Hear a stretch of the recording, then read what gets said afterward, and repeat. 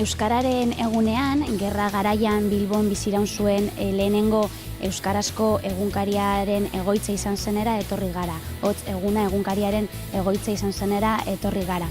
Aurten ere Ezker Anitzatik euskara ikasteko eta bizitzeko eskubidea aldarrikatzeko.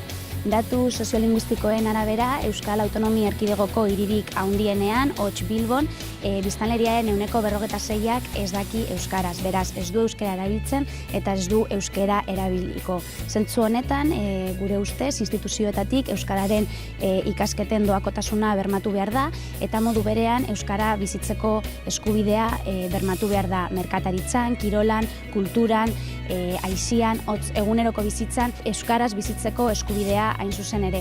Imanol Urbietak esaten zuen moduan, dakitenek erabiliz eta ez dakitenez ikasiz, herri bat osaturik euskaraz nahi dugu bizi.